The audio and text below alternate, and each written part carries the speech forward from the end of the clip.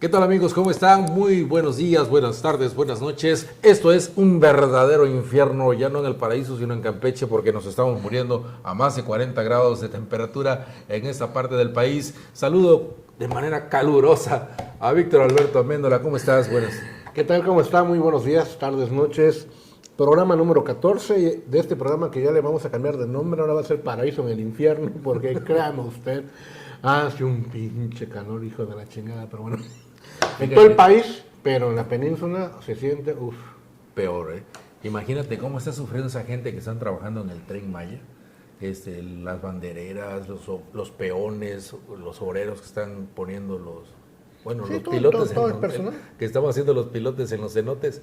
Toda esa gente está sufriendo bastante. Ojalá que tomen las medidas correspondientes las empresas que están trabajando allí para que puedan salvaguardar la integridad de las personas. Sí, por golpes de calor, está terrible. Ya, hay personas que han muerto de infarto en esta obra precisamente por esas condiciones. Bueno, no pues, ahora, pero ya han fallecido. Pues aquí estamos en el programa número 14 desde Campeche, Campeche. Gracias por estar viéndonos detrás de esa tableta, detrás de ese iPad, de esa pantalla de computadora o quizá también en una televisión. Gracias a Telemar que nos sigue sintonizando todos los fines de semana aquí en este programa número 14, Infierno en el Paraíso. ¿Con qué arrancamos, Paco? Tenemos temas muy importantes que van a determinar el futuro de nuestro país y la administración. Uno, el fin de semana, Víctor, el partido Morena hace una reunión en la cual a mí la verdad no me engañan, no creo absolutamente nada de eso, pero hacen una reunión en donde firman un acuerdo las corcholatas y dos colados que son del Partido del Trabajo y del Verde. Y digo dos colados porque realmente no tiene muchas posibilidades, siendo honestos, siendo objetivos, no tiene muchas posibilidades de contender presidencialmente para eso, ¿no? Manuel Velasco y Gerardo Fernández Noroña, que no es un tipo del todo deschavetado, es un tipo polémico, preparado. Tiene un desaguisado actualmente con las mujeres. Pero sus formas no son las correctas, ¿no? Entonces, no tiene muchas posibilidades realmente, pero están ahí. Y qué bueno, ¿no? Porque pues salieron con ganancia, porque de todas maneras, aunque no queden como candidatos, van a salir con su premio, con su catafixia. O sea, hacen un acuerdo, Víctor, con unos puntos realmente absurdos. En sí, todo eso, todo en conjunto es ilegal. Más que absurdos, ilegales. Son ilegales, porque están fuera de los tiempos que establece la ley electoral para poder hacer todo este tipo de procesos. La selección de un candidato, le llamen coordinador de comités de donde quieran, son aspirantes y son precandidatos. Esto es precampaña. No fue suficiente con que estas personas estuvieran a lo largo de 2 años promoviendo su imagen de manera personal a lo largo y ancho del país, utilizando recursos públicos para visitar, inventando reuniones, convenios, presentaciones de libro, lo que te ocurra, lo hacían para poder tener una presencia mediática a nivel nacional. No fue suficiente, ahora lo están haciendo de manera ya oficial, pero no legal, en donde las corcholatas, estas 6 personas, me refiero a Claudia Sheinbaum, vamos a hacerlo no por mayores probabilidades de ser candidatos, sino por respeto a las mujeres, Claudia Sheinbaum, Marcelo Ebrard, Adán Augusto López Hernández y Ricardo Monreal. Se suman Manuel Velasco del Partido Verde y Gerardo Fernández Noroña del Partido del Trabajo. Uno de los puntos que presentan y que digo que no estoy de acuerdo y que no creo que hayan sido propuestas de estas 6 personas porque van en contra precisamente de algunas cuestiones legales y promueven la polarización. Lo que Pimenta plantea, efectivamente, Paco, tú lo estás diciendo muy bien, es que nuestros códigos electorales, la normatividad electoral, la Constitución,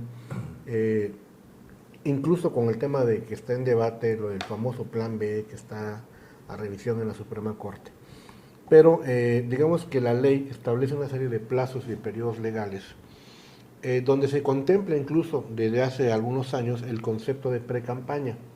Las precampañas son una figura jurídica relativamente novedosa, no se contemplaban en nuestras leyes, son de este siglo. Antes del año 2000 no existían las precampañas, no estaban reglamentadas, no estaban legalizadas, no estaban cuantificadas. Una estrategia. No existía la figura jurídica de precampaña. Ahora ya existen incluso están cuantificadas. La misma ley establece cuánto se puede gastar un partido político en una pre-campaña. Tiene un tope presupuestal y tiene un determinado tiempo para poder hacer estas actividades. Están establecidos en el famoso cronograma del proceso electoral. Y bueno, la ley establece los tiempos, los plazos, las fechas. El problema es que Morena ha aprobado en su Consejo Nacional una serie de plazos y de tiempos legales en materia electoral que no corresponden o no se empatan con lo que la ley dice, con lo que la ley señala. De entrada, el proceso electoral en México comienza hasta septiembre, y a partir de septiembre es que se empiezan a contemplar todos esos conceptos, pre-campañas, actos, que corresponden a una pre-campaña y a la campaña. Y Morena ha decidido, por medio del presidente, todo el mundo sabe que es una decisión presidencial, ha decidido comenzar o adelantar todo el proceso de selección de su candidato. Pero lo hace de manera ilegal en un plazo que jurídicamente no existe en este momento. Así es. Sino tendría que ser hasta el mes de septiembre, o en su caso, modificar la ley, que lo intentaron, pero de manera unilateral, y la Suprema Corte de Justicia ha declarado que no tiene bases ni sustento legal para implementar el famoso Plan B como la nueva normatividad en materia electoral, donde incluso Andrés Manuel proponía no adelantar el proceso sucesorio, sino postergarlo. Así es. Andrés Manuel planteaba que el proceso electoral comenzara en noviembre, a diferencia de cómo está actualmente la ley que señala septiembre.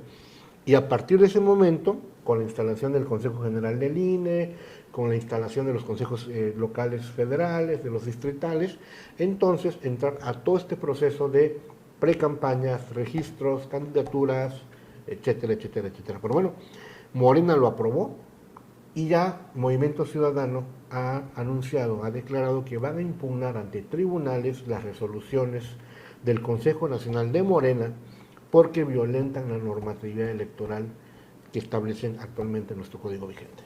Definitivamente quien tiene ahora la palabra va a ser el Tribunal Federal Electoral, y yo creo que también deberían de tener un posicionamiento los consejeros del INE, porque pues son ellos también los que tienen materia de análisis sobre este tema. Ya han habido diversas manifestaciones, quejas, demandas, denuncias por parte de otros actores políticos sobre los actos de campaña anticipados que han hecho algunas de esas personas. Y digo algunos porque hay quienes no han participado, no lo han manifestado abiertamente, sí han estado en algunos eventos, pero no han manifestado su interés de participar abiertamente. De hecho, por lo menos no hasta ahora que abrieron. De hecho, las decisiones y los acuerdos que se tomen en un consejo de un partido político pueden ser sujetos de impugnación ante el Tribunal Electoral o ante el Instituto Nacional Electoral. ¿Qué es lo que hizo Jorge Álvarez Maínez, diputado de Movimiento Ciudadano? Y es lo que había hecho Osorio Chong con la famosa sesión del Consejo de Alejandro Moreno Cárdenas, donde modificaban estatutos. Pero bueno. Y John Ackerman en Morena. Y John Ackerman anteriormente con Morena, efectivamente. Y bueno, no se vaya, seguimos en unos segunditos, en unos minutos más, aquí en Infierno en el Paraíso. Hacemos la primera pausa.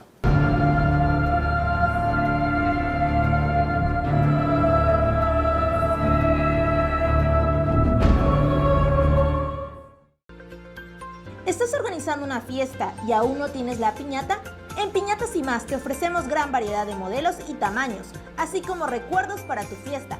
Nos puedes contactar al teléfono 981 10 50421 o por vía inbox en nuestra página de Facebook Piñatas y Más. Estamos ubicados en la calle San Diego número 17, Colonia Tomás Asnar.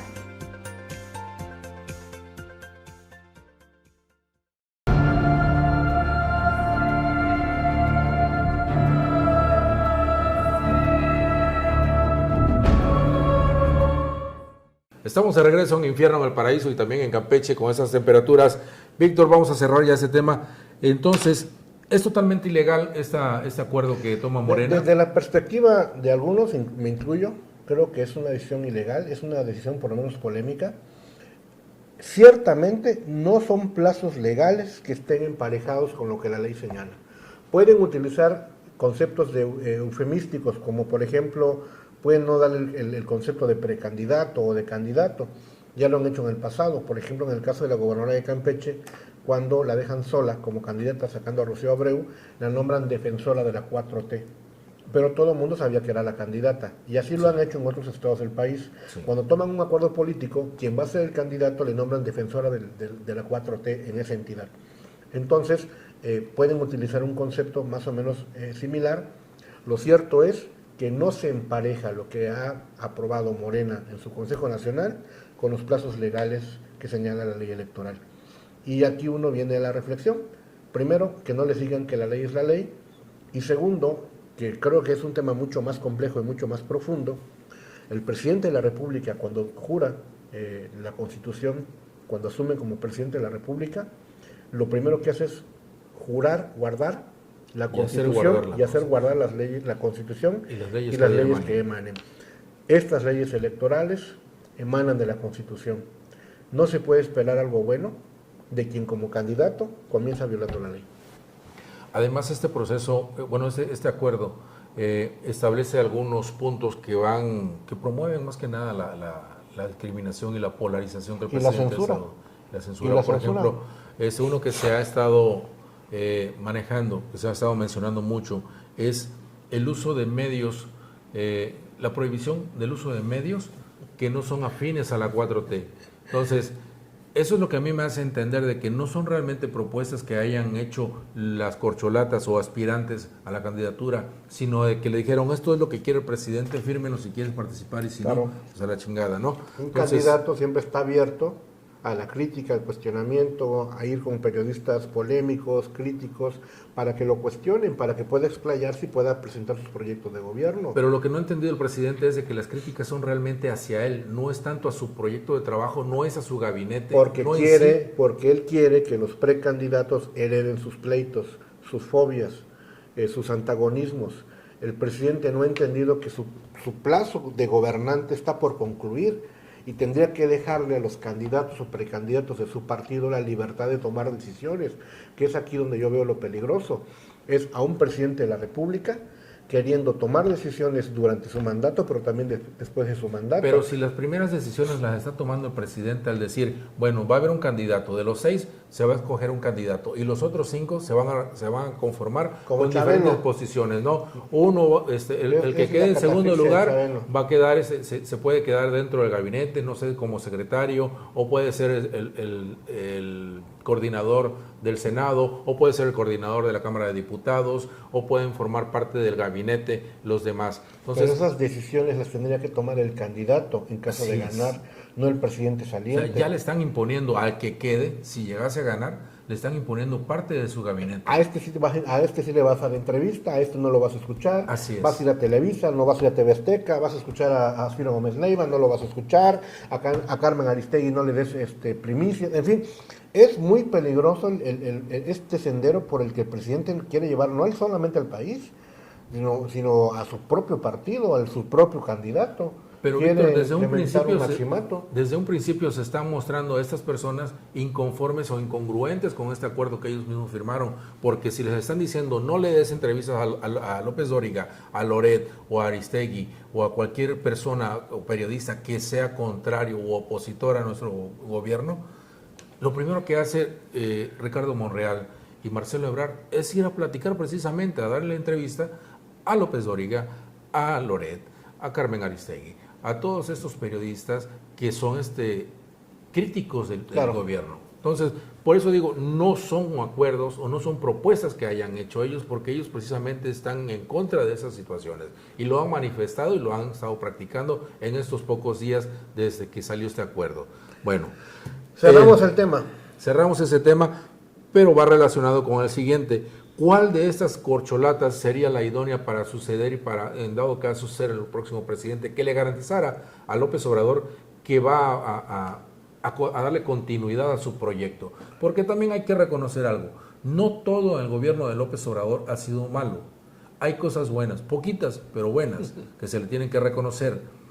Por ejemplo, el incremento al salario. Dentro de los proyectos absurdos que ha implementado, se tiene que reconocer que sí ha generado empleo. en algunos sectores del país, sí ha generado empleo. El problema son las formas en que ha estado realizando estas obras y el problema está en que no entiende el presidente de que se tiene que apegar al derecho. Entonces, ¿quién le puede garantizar al presidente la continuidad de la Cuarta Transformación o como ellos mismos dicen, esta continuidad con cambio? ¿Puede ser Claudia Sheinbaum? ¿Cuáles serían los negativos Yo que carga creo Claudia que Sheinbaum? es muy complejo, es muy difícil porque yo creo que también la pregunta tendría que ser, depende de quién le preguntes. O sea, la respuesta es depende de quién le preguntes. Porque si tú preguntas qué es lo mejor para el proyecto de Andrés Manuel, me parece que sin duda la respuesta sería Dan Augusto. Si tú me preguntaras qué crees que fuera lo mejor para Morena, yo diría que a lo mejor que sea Claudia Sheinbaum. Pero si tú me preguntaras qué sería mejor para el país, sin duda Marcelo Ebrard. Me parece que dependiendo a quién le preguntes, tendría que ser la respuesta. Bueno, la pregunta en sí es ¿a quién le conviene López Obrador que sea su sucesor? Andrés, sin duda, sin ninguna duda, a Dan Augusto López Hernández. No tengo la menor duda que a Andrés Manuel, ¿quién le garantiza impunidad, no persecución, mantener incluso el tono del discurso? Me parece que es a Dan Augusto. No solamente por cuestiones políticas, sino por temas históricos, por temas familiares y también por temas regionalistas. No olvidemos que Dan Augusto es tabasqueño y viene trabajando con Andrés Manuel desde la época de los pozos petroleros. Sí. No es un proyecto o no es un acuerdo o una alianza política que se haya construido en el camino, o una adhesión como fue Claudia Sheinbaum, o una relación que se construyó en el salinismo con Marcelo Ebrard, sino que Adán Augusto viene trabajando con Andrés. Trae una carrera política. Traen una carrera de manera conjunta. Andrés siempre la cabeza visible y Adán Augusto siempre pagando los proyectos de Andrés. Me parece que si tú me preguntaras, Andrés Manuel, ¿quién quisiera él que lo sucediera en el cargo? Me parece que sin ninguna duda sería Dan Augusto. ¿Quién pudiera en Morena más o menos? Creo que Claudia Sheinbaum.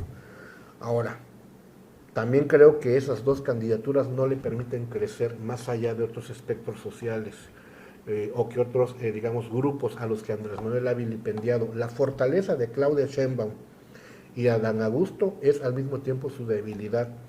Porque el discurso de Andrés Manuel ha sido un discurso muy sectario, de mucha agresión, de mucha polarización, de mucha violencia.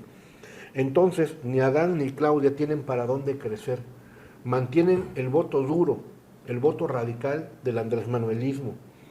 En cambio, creo yo que Marcelo Ebrard mantiene vasos comunicantes con gente del PRD, mantiene vasos comunicantes del Partido Verde, del PRI e incluso del PAN. Marcelo, creo yo, que sí es una figura o es una candidatura que pudiera crecer más allá de los grupos radicales. Pero tanto Marcelo como Claudia tienen como negativo principal la situación de la línea 12, el sistema metro de toda la Ciudad de México, la corrupción que ha habido en la Ciudad de México, en el gobierno de la Ciudad de México durante 25 años. Después de un cuarto de siglo, donde la pseudoizquierda ha gobernado el país, la capital de la República. Y que no tienen para dónde echarle culpas porque son ellos los que han estado manejando la Ciudad de México durante el último cuarto de siglo. Entonces, Corte. Vamos a un corte y regresamos. Regresamos en el último espacio de aquí, de Infierno en el Paraíso, desde Campeche, casi la capital del infierno por el calor. Programa número 14, no se vaya, regresamos. La ciudad de las murallas.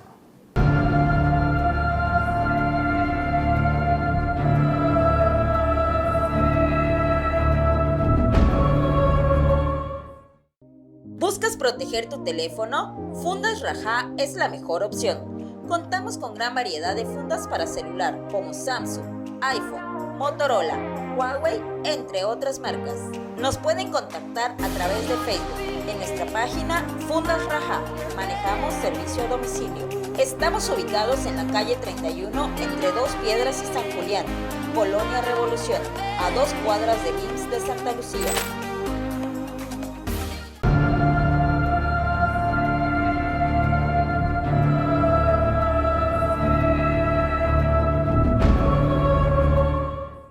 Ya estamos de vuelta, programa número 14, tercer segmento de Infierno en el Paraíso. Pimenta, cierre el tema anterior. Bueno, Aunque digan que me hackearon y digan, ya está chayoteando, ya le están pagando. No, hay que ser objetivos en ese sentido. Y mientras la oposición o la alianza define su forma o sus medios para elegir un candidato, lo que tenemos que enfocarnos en ese momento, porque es lo que hay, es las corcholatas. Y en ese sentido, te platicaba yo, Víctor, que los negativos que pueden tener Claudia Sheinbaum y Marcelo Ebrard son el gobierno de la Ciudad de México precisamente.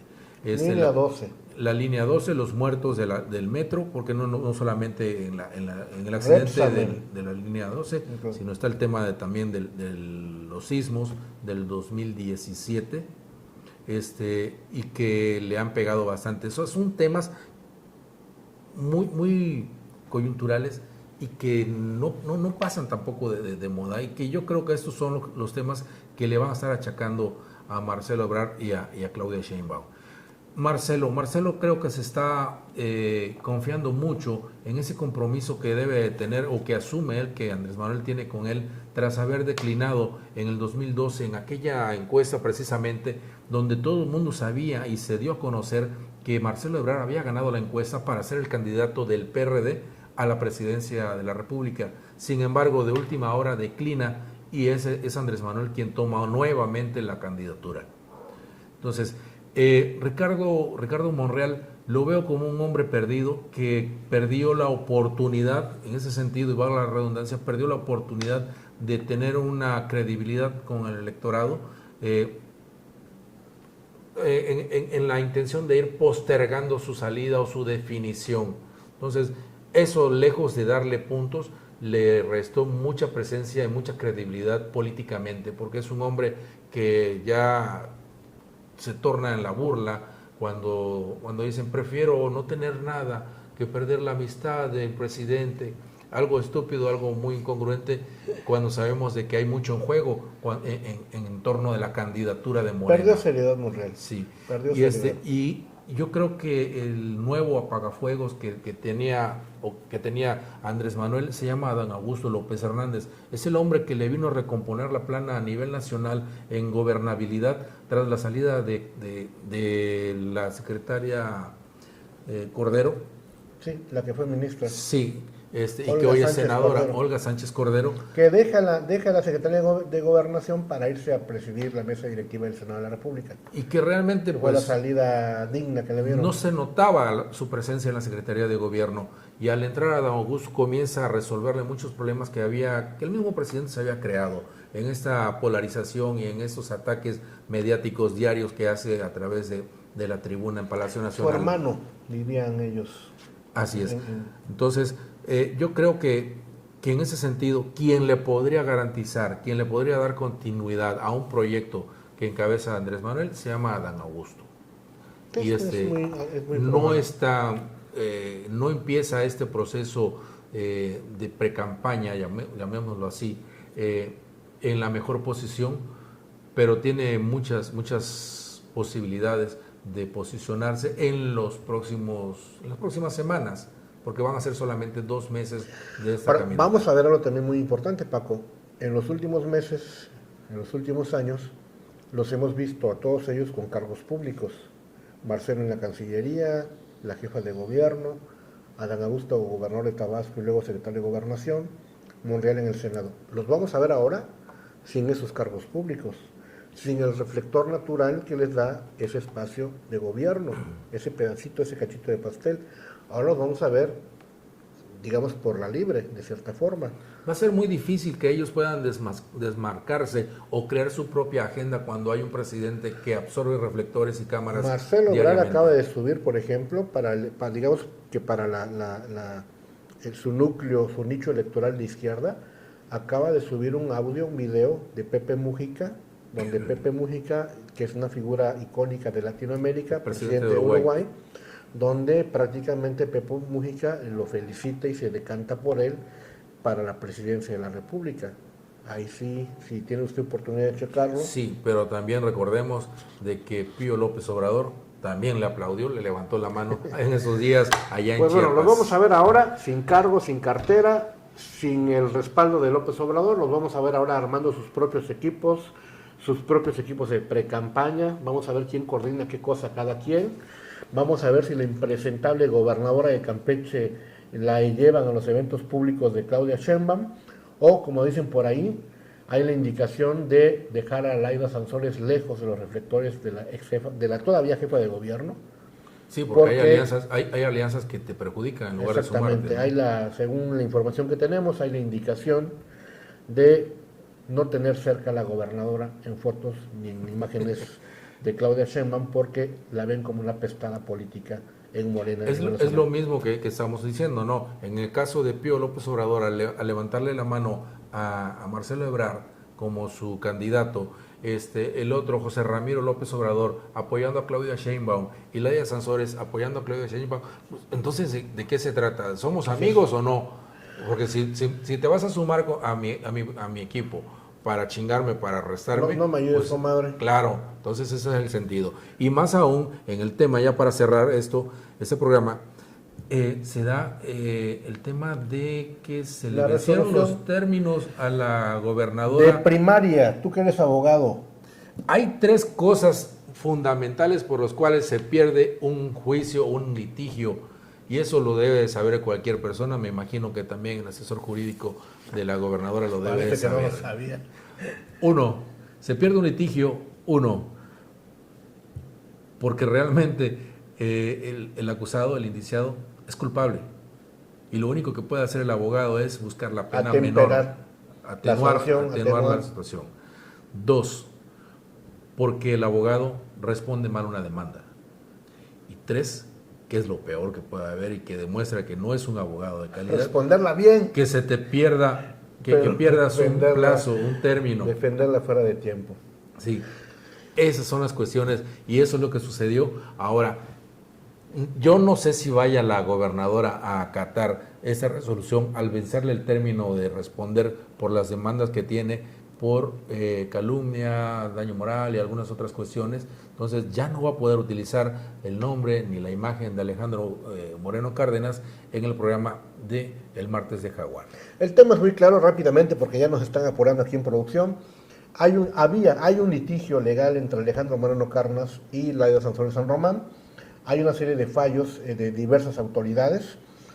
Algunas ya han establecido una sanción en contra de funcionarios públicos de Campeche. Laida Sansores San Román en primer lugar, Walter Patrón Bacap, Raúl Sales Heredia, y Eric Reyes. Eso es por violencia política en razón de género. Exactamente, lo cual inhabilita electoralmente para ser postulados a un cargo de elección popular a la gobernadora, 4 y 2 años. A la gobernadora, a Walter Patrón, a Raúl Sales, a los 4, a Eric Reyes. Incluso por ahí está también el liceo, con la ley aprobada del 3x3. Y en estos litigios que tiene por el tema de los audios apócrifos, de la manipulación de información, del espionaje que la gobernadora implementó en contra de los priistas en Campeche, la respuesta donde la gobernadora apela a una sentencia, se la declararon improcedente. ¿Sabe usted por qué? Porque la presentó fuera de los plazos legales. Se pasaron un día y la autoridad ministerial, la autoridad judicial, desechó por notorio. La ley establece de que si durante el término que establece la misma ley, la autoridad establece que si no se cumple, no hay respuesta durante ese término, entonces se está acatando, se está aceptando la resolución. Exactamente. Entonces tú te tienes que apegar a lo que ya había establecido la autoridad y ni modo. Imagínense, ¿en manos de quién está el gobierno del estado de Campeche? De una gobernadora que viola la ley, de una gobernadora sancionada por agredir en temas de violencia de género, por temas sexuales, por temas de insultos, por temas de agresiones a mujeres, y por una gobernadora cuyo equipo jurídico, cuya consejería jurídica responde mal una demanda ante una autoridad judicial. Sí. De ese tamaño es el pantano que vivimos en Campeche, con esta gente que malgobierna, que realmente no sabemos si son ineptos, si son brutos, o de plano la ley les vale madre. O alguna mezcla de las tres cosas. O alguna mezcla de las tres. Oye, Víctor, ya nada más para cerrar, estamos esperando todavía que la gobernadora dé a conocer los motivos reales por la salida de Xóchitl Mejía Ortiz, me parece, quien fue titular de la Secretaría del Bienestar en el estado de Campeche, y también de las sanciones que debe de tener La el corrieron por secretario. ladrona, por tranza, por Los- malversación de fondos Sí, públicos. desvío, ¿No lo de van a recursos, decir? desvío de recursos, falsificación de documentos y sobre todo también la sanción que debe de tener el presidente del Congreso, Alejandro Gómez Casarín, porque se asume de que esas personas que construyeron esta red de corrupción en el gabinete de Laida Sansores son gente que vinieron de Veracruz, son gente que metió a Alejandro Gómez Casarín a esta dependencia precisamente para eso, A favorecer empresas, saquearse el dinero de Campeche. favorecer a empresas chingarse y de a robar. Veracruz y de Tabasco, empresas fantasmas, falsificación de documentos y desvío de recursos. Pero bueno, los campechanos, o una parte de los campechanos, querían a la 4T, y ahí están las consecuencias.